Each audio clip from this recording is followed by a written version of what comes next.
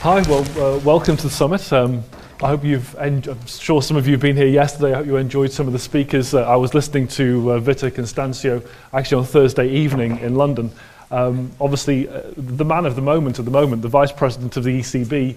The ECB, of course, has just announced a huge amount of quantitative easing, unlike the Swedish National Bank, which the other day added, I think, 0.25% of GDP, but we'll talk about that. The title of this slide, the title of the talk, is Will Central Banks Ever Raise Interest Rates Again? Answers on a postcard, please. I've actually put this up here because I don't know myself, and I'm hoping you might help me out. So I thought what I'd do is have a look at some of the issues facing central banks at the moment, why they've cut interest rates, and why it's going to be very difficult for some of those central banks to raise interest rates aggressively. The Bank of England, I'm sure some of you saw this week, said that it would be very difficult to raise interest rates very quickly. Some members of the Monetary Policy Committee are telling us that they might only raise interest rates by 0.5% every year. So will they raise rates ever again? This is where I pose a question and don't answer it by the end of it, so apologies if that's the case. This is what we call conventional policy, interest rates. They've been cut to their lower bound, the ZLB as some people call it, the zero lower bound of interest rates is zero. In fact, the ZLB really isn't zero because some central banks have now gone through it. Sweden this week took it down to minus 10 basis points. Switzerland is down below 1%. Denmark, because of huge currency inflows, is having to cut their interest rate back below zero. So the ZLB these days is no longer zero, it's actually lower than that. But it's not just conventional policy that central banks have had in recent years. We've got an unconventional policy. One of my friends at university many years ago told me that an economist was just an accountant with a sense of humour. And I apologise to any of the accountants in this room, but to be honest, central banks, you need to be an accountant. What this chart on the right-hand side shows is what central banks have done to expand the balance sheets. And in other words, you can read this as quantitative easing. So far, central banks have increased over the past, 6 or 7 years since the crisis. Actually, 7 or 8 years since the crisis. They've increased their total liquidity and quantitative easing by around about $7 trillion US. This year, some central banks have stopped, which partly answers the question I posed at the beginning. But 7 trillion is a lot of money. They're doing another 1 trillion this year, and that's a combination of the ECB, the European Central Bank, and also the Bank of Japan, which under Abenomics and Governor Kuroda is expanding the balance sheet even more. I thought a lot of economists like to work out how much quantitative easing is, 7 trillion, as a proportion of GDP. What I thought I'd do for you is actually show you what it physically looks like. I just thought, a lot of people don't have a look at what £7 trillion or dollars looks like. That in the very left-hand side of the screen is a person. And bear in mind, what you're going to see here is pallets of $100 bills. This is what 1 trillion US dollars looks like. It is a staggering amount of money. The world is flush with cash. This is why you've seen equity prices rise. Imagine 8 times that. This is why equity prices have risen, why London property prices have risen, why prices of art have risen, because all of this money has got to find a home. It's being taken out of safe assets such as gilts, such as US treasuries, such as German bunds, and it's being put into more risky assets. And that is exactly what central banks are intending to do, is to put this money into substantially more risky assets like corporate bonds, which is reducing the price that firms have to pay to borrow money. I found this graph, or this picture of the world quite amazing. I showed this recently as another presentation and asked if anyone could work out what actually those colours were. What do those blue shading actually mean? And somebody said to me, is it the countries which have high interest rates at the moment? And I said, well, actually, it's pretty much exactly the opposite. It's those countries which so far this year, so we're talking about less than 1.5 months into the year, so far all of these countries have eased monetary policy. But weirdly enough, actually, I can see why the person did say they are high yielders. You've got, for example, Russia, which has cut interest rates from 17% down to 15% on account of an imminent recession. You've got Australia. Australia is currently at 2.25%. They're expected next week to cut interest rates by a quarter of a point down to 2%. The UK even at 0.5%, we haven't eased policy, but the UK at 0.5% is what you might even call a high-yielding economy. That is where we stand at the moment. That's how far central banks have cut rates. They've not just cut rates, some of central banks have done quantitative easing, including the ECB and the Swedish National Bank. Some countries have cut the reserve ratio, the amount of reserves that commercial banks are told that they have to hold at the central bank, which obviously reduces the amount that those banks can increases the amount that those banks can on lend if they reduce the amount they have to hold at the central bank. I thought what would be interesting is, what proportion of population does this represent? 3.65 billion, around about 50% of global population have actually witnessed a rate cut themselves. So it's a huge amount of people. But I thought things were getting better. I thought the idea was that central banks didn't cut interest rates when the economy was improving. Well, for some economies that's true. If you look at this chart, it shows IMF forecasts for GDP growth over the next 5 years. Those yellow bars are forecasts, the grey bars are actuals. I hope you can just about see those grey bars. And what it shows is that on average, global growth is going to be stronger over the next few years than it has been during the past, the 40 or 50 years. But it's not the same for every economy. Some economies are doing better, some economies are doing worse. The US, for example, has seen the unemployment rate peak and then come down very sharply by around about 4%. The ECB, if you look at the average European unemployment rate, it peaked at around about 12%. It's not that much lower now. Things have improved very slowly indeed in the Eurozone.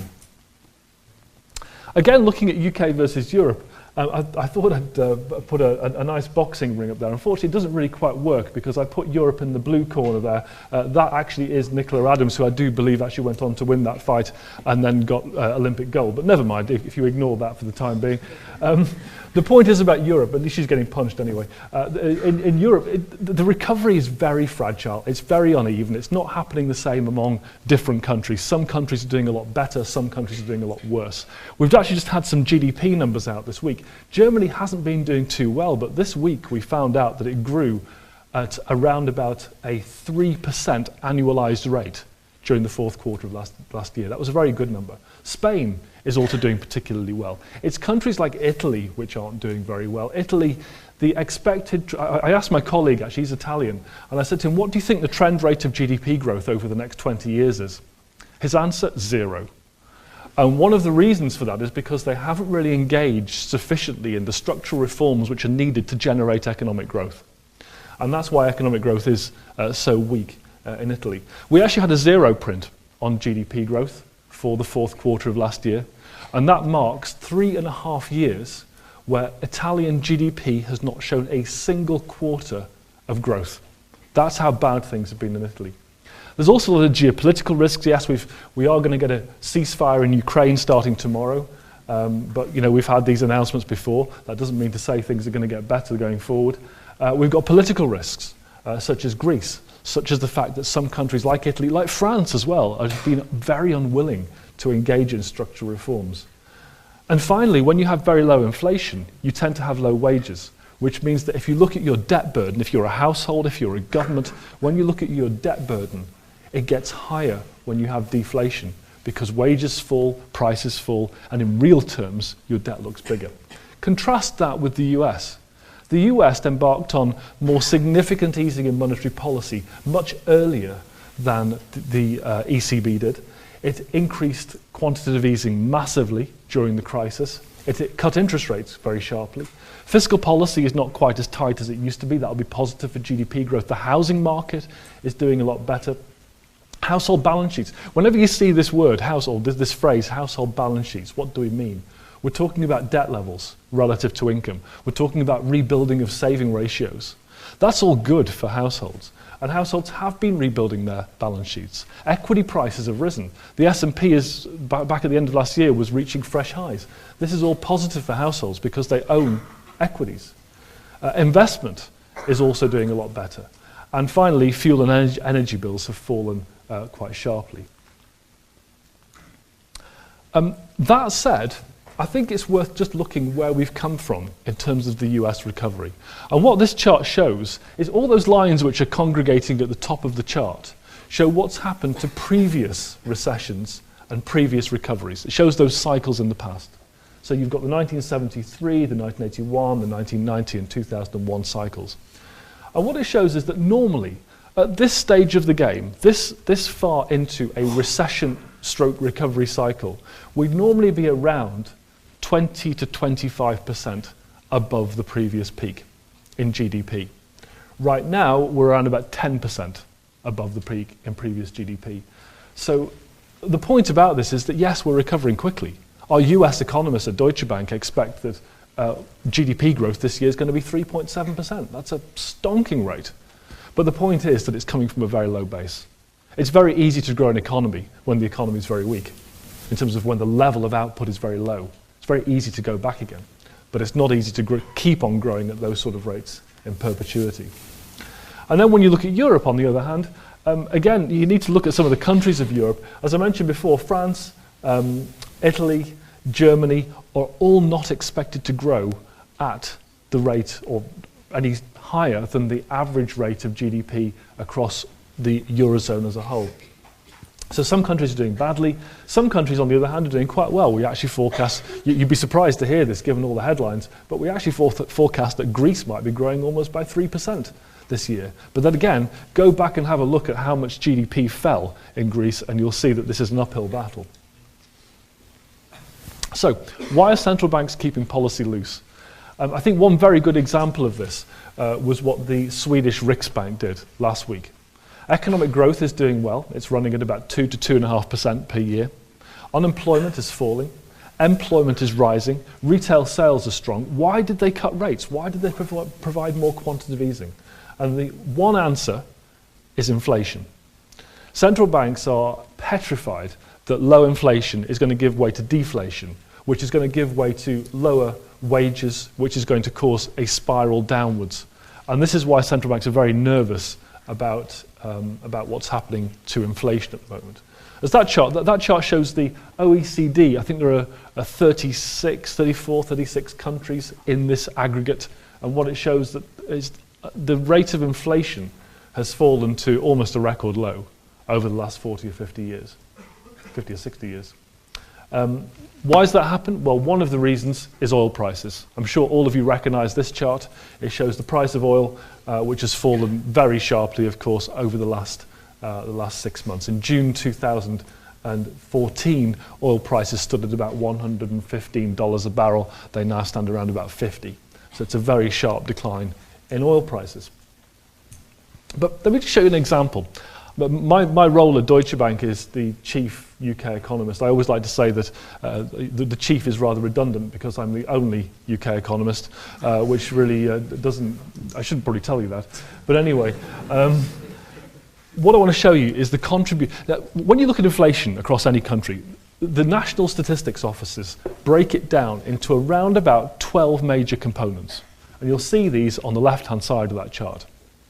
And what I've done is, from an accounting perspective, going back to the accounting issue, from an accounting perspective, I've had a look at what has caused the drop in inflation over the last year and a half, from June 2013 to December 2014. We currently stand at 0.5%. By the way, look out next week for the inflation figures. They're coming out on Tuesday. If they're any different to 0.4%, then all of us are wrong. That's what we're expecting, a slight fall in inflation. But what has caused the drop from June 2013? The reason I've chosen June 2013 is simply because that's when we reached a local peak. It got higher than that back in the crisis. It got to 5.2%. But it really sort of locally peaked about a year and a half ago. And what you can see from that chart is that there are three major things which stand out. Transport. When you see transport, read that as petrol prices. Housing. When you see housing, read that as utility bills, gas bills, electricity bills. And finally, food prices. All of these things are falling. And what's really interesting about those three components is that central banks, particularly central banks of small, open economies, I'm describing the UK as small relative to the US, for example, central banks of small open economies cannot do anything really to influence these numbers.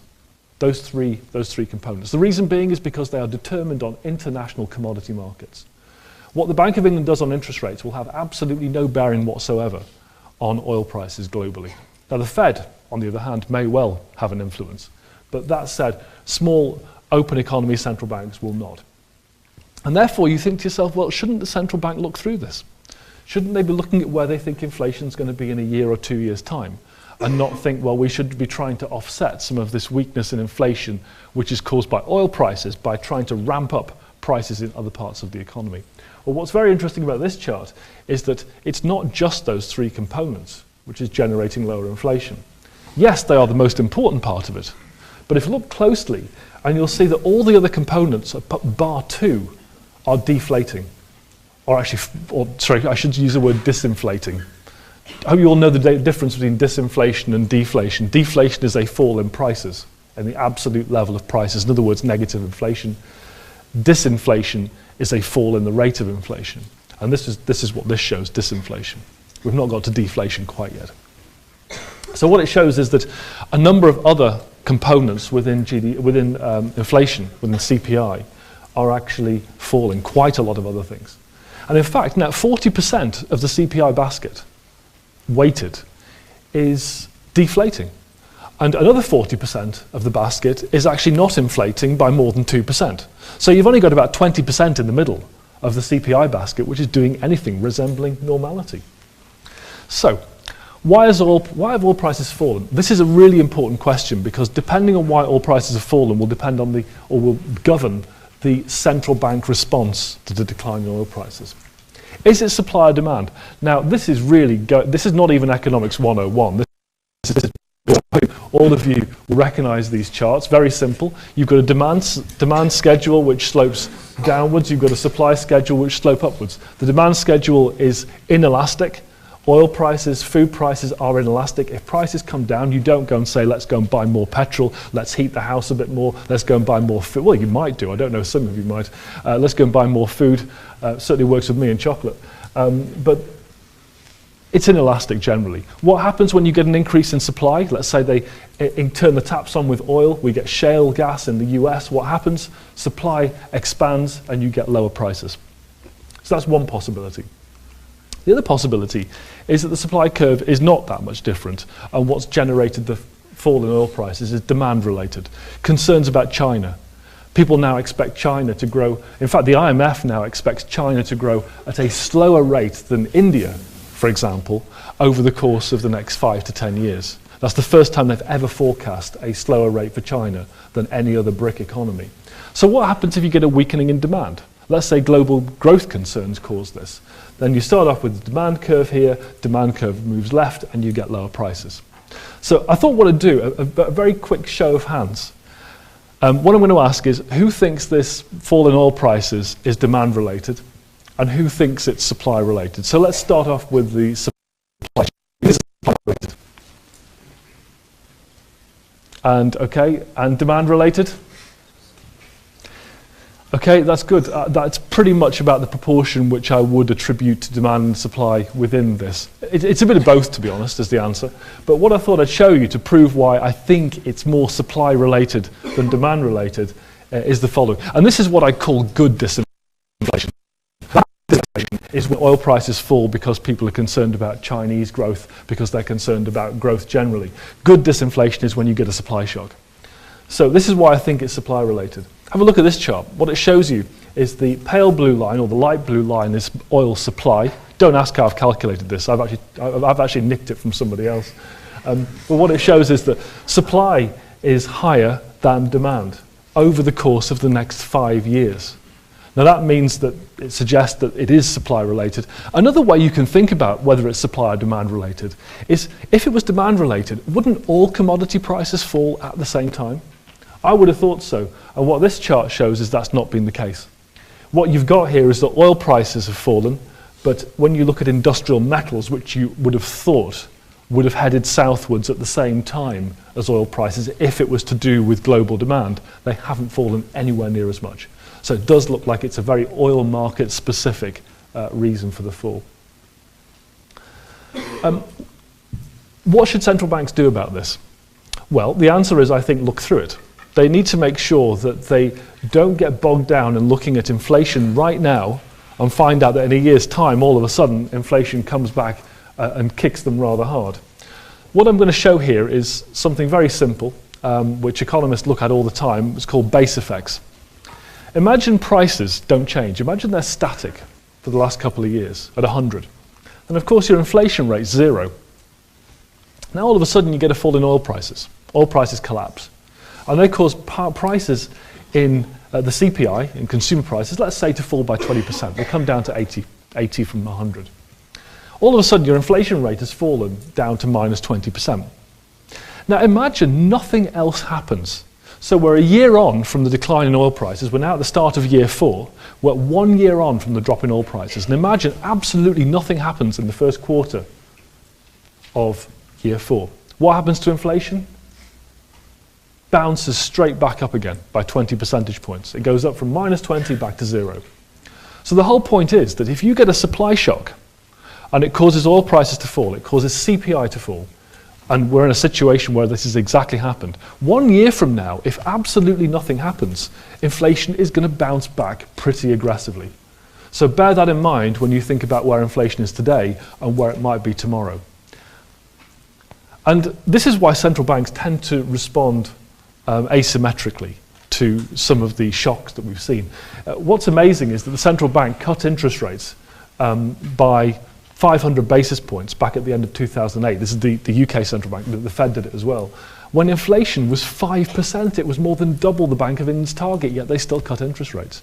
And the reason for that is because they thought, well, actually the economy is really weakening very quickly, we need to do something about it. We really don't care where inflation is now, because we know in a couple of years' time inflation is going to be through the floor if we don't do something about the real economy today. And likewise now, they're not willing, weirdly enough, they're not willing to look through this. They're not willing to look through the fall in oil prices. And one of the reasons is that when you're worried about whether you should be raising rates in the first place, well, you can point to any particular move in, for example, inflation, and say, well, why don't we just delay it a bit longer? Because we're really worried about what that might mean for longer-term inflation. And let me just quote a passage from the minutes of the last Monetary Policy Committee meeting, which was published a few weeks ago. This is what they said. And bear in mind, there were 9 members on the MPC, 7 members before the start of this year were voting for no change. 2 members of the UK's Monetary Policy Committee were voting for higher interest rates. They decided to stop voting for higher interest rates in January because of their concerns about lower inflation. Yet, at the same time, this is what the MPC said. It was possible that the risk to CPI inflation in the medium term, and don't forget this is just after inflation started to collapse, might have, if anything, shifted to the upside. I mean, you might not have guessed that when you saw inflation collapsing around you, but they thought that lower inflation now might help support the economy through lower prices. It means that if you don't have to spend all that money on oil and food, petrol, whatever it might be, and utilities, you can spend it elsewhere. And what that does is increase demand in the economy and encourage you to push up prices. But what if you were just looking at how much people spend is phenomenal on oil and motor fuel and electricity and gas and this sort of stuff. It's around about 60 billion a year. People spend 60 billion pounds every year just on heating homes, providing electric, and also running their cars. It's an enormous amount of money. And what we've calculated is that because of the fall in oil prices and because gas and electric bills aren't going up, this is worth, for consumers, about £8 billion per year. That's about 0.5% of GDP. So in other words, if this didn't happen, our GDP forecasts for the UK, which are now 2.5%, if you really wanted to know for this year, would actually be 2%. This has been very helpful for the UK economy. And you can see from what's happened to retail sales, people are spending money on other stuff. This is retail sales excluding food and energy. And what people are doing is putting money into other parts of retail sales. Core inflation, a lot of people look at core inflation because they like to strip out the effect of things like oil and gas and electric. But I'd be very cautious on looking too much into core inflation. Because imagine people do exactly what I described they did. they use that money they've saved to go and spend on other goods, then core inflation probably is going to be higher than you would have imagined. Also, on the other side of things, core inflation might be lower than you could have imagined because there are indirect effects. If you think of all the stuff that you buy in shops, it's got to get there somehow. People have to transport it. And that's obviously depends, the cost of that will depend upon how much petrol prices are. Any of you, have you all seen this sort of chart before, a chart of the output gap? So the idea here is that the blue line looks like a sort of wiggly line of actual output. The grey line is trend or potential GDP. And at point X, you have the point at which GDP is running, or demand is running at a lower level than overall trend output, and point Y is where GDP is running at a higher level than trend. What you'd expect is that point A would be disinflationary, it would cause inflation to fall. You'd expect point Y to be inflationary. You'd expect when you produce too much, or when you demand too much relative to what you produce, that will be inflationary, and when you're on trend, it should have no bearing at all.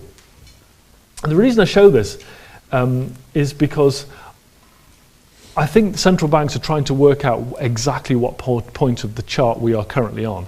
Are we operating above or below full capacity? One way you can look at this is to look at inflation expectations. Inflation expectations can tell you quite a lot about whether what we've seen in the inflation markets is simply a temporary fall or whether it's something which might be longer lasting. And what's interesting here is that I mentioned those base effects before. What it suggests is that in a year's time, inflation will go back to normal if those base effects work through. What this shows is that people still think now that inflation is going to be low in 5 years' time. This is not base effects. This is people thinking that low inflation now is going to remain in place for a long time. And what's worrying is, think of it this way, if you have low inflation expectations, if they go below zero, what you'll do is say, I'm not going to buy those goods now I was going to buy. I'm not going to buy that car. I'm not going to buy that computer. I'm going to wait till it comes down in price. And what you get is the disinflationary portion of the red arrow getting even worse. And you get into a cycle where low inflation expectations cause you to demand less, which causes output to fall even further, which causes a bigger negative output gap, which then just feeds through into inflation expectations. The final thing I wanted to mention, because I did think I actually should probably answer the question which I posed at the start, is to look at where the equilibrium interest rate should be in the short run, the medium run, and the long run. These are not time periods. These are economic concepts. The short run is the period where you can't do anything, you can't change anything. The medium run is the point at which you can change some things. The long run is where everything goes back to normality. We've forgotten the credit crisis. Greece has stayed in the euro area. We have GDP looking normal. Inflation's back to target. That's the long run. That could be decades away. If you'd have asked me before the crisis, I would have said the long run is 5 years. If you asked me after the crisis, I might say it's 20 years. This is a chart which shows the Riksbank's forecast for interest rates. If you want to see a chart which just shows how wrong you can be in forecasting interest rates, this is it. People call this a porcupine diagram for obvious reasons. And what it shows is that every single quarter they try to set interest rates, they've just put back the point in which they think interest rates are going to start rising. And that's pretty much what we've all been doing as economists, as forecasters, as central banks. Everyone's been expecting it's going to take longer. The equilibrium interest rate right now in many countries is negative. In the long run, I think there's a good reason to think that nominal GDP should be a good proxy for where long-term interest rates should be. And what worries me is that 10-year gilt yields are currently around about 1.6%. Expectations for nominal GDP in the long run, as you can see from this chart, are around about 4.5% to 5%. Somebody is wrong. It's either the financial markets or, God forbid, economists. Final thing I wanted to mention, this I promise you is the final thing, and then we can open it up to a bit of Q&A. Robert Gordon, Larry Summers, two economists who I hope you've all, or most of you have heard of. I thought it's just interesting to look at the difference between them, because one of them, Robert Gordon, is telling us that innovation has dried up. The supply potential of the economy is nowhere near as fast as it used to be. If potential is lower, then imagine that line which went through the wiggly line before. That is also shallower, which means that you've got a smaller negative output gap, which means you've got higher inflation. If he's right and innovation has dried up, then there's going to be less supply relative to demand, and inflation is going to be high with weak growth. This is a very different idea to what Larry Summers has been suggesting, the previous Treasury Secretary of the United States. He proposes secular stagnation. Some people think these two things are the same, but they're not. Secular stagnation is where we enter a period that you need massively negative interest rates, more negative than we've got right now, to generate the demand that is going to prop up the economy. So what he argues is a lack of demand, not a lack of supply.